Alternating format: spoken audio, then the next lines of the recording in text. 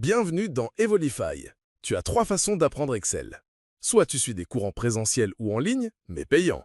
Soit tu regardes des tutoriels Excel sur YouTube, mais ça va te prendre beaucoup de temps et tu risques de vite perdre patience. Et je sais que t'as pas beaucoup de temps. Soit tu suis notre série Excel Shots, de petites vidéos accessibles à tous les niveaux qui feront de toi un pro en un minimum de temps.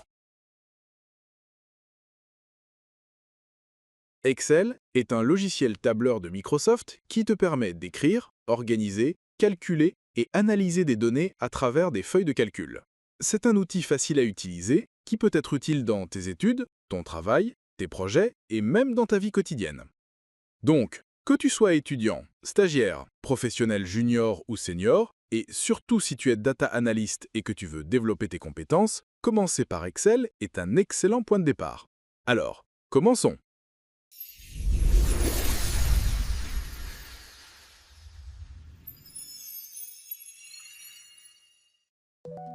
Commençons par ouvrir notre programme.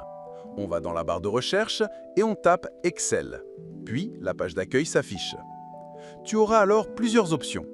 Soit tu crées un nouveau classeur, soit tu ouvres un fichier récent sur lequel tu as travaillé la dernière fois, soit tu cherches ton fichier en cliquant sur Ouvrir, puis Parcourir.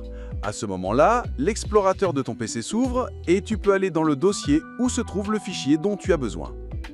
Un classeur est comme un dossier et à l'intérieur, tu trouves des feuilles.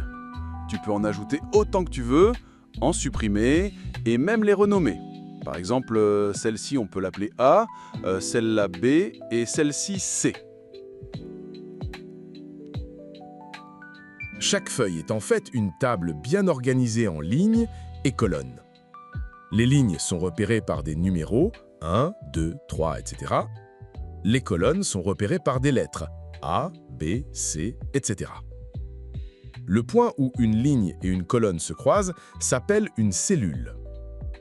Chaque cellule est identifiée par une référence alphanumérique, la lettre de la colonne, suivie du numéro de la ligne. Par exemple, cette cellule s'appelle A1. Un ensemble de cellules s'appelle une plage. Par exemple, cette plage est A1C5.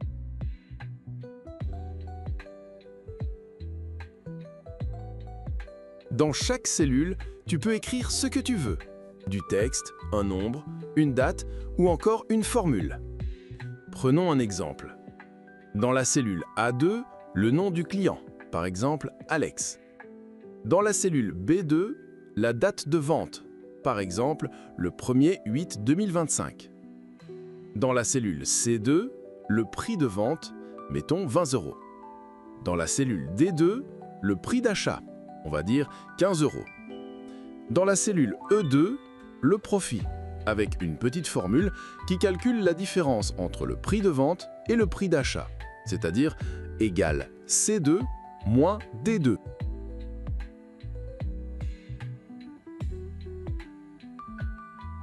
Si tu veux effacer le contenu d'une cellule, tu as 2 solutions.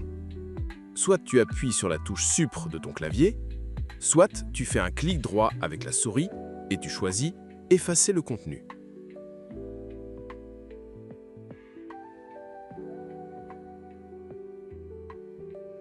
Maintenant, pour copier des données, il existe au moins 2 méthodes principales. Une, la méthode copier-coller. Clique sur la cellule qui contient la donnée, puis fais CTRL-C pour copier. Et enfin, CTRL-V pour coller dans la cellule de destination. 2. La méthode avec la poignée de recopie. Sélectionne la cellule qui contient la donnée, remarque le petit carré en bas à droite de la cellule sélectionnée, c'est la poignée de recopie, clique dessus et fais-le glisser vers le bas ou sur le côté, selon le nombre de cellules où tu veux copier la donnée. Avec cette poignée, Excel te propose aussi une option d'incrémentation.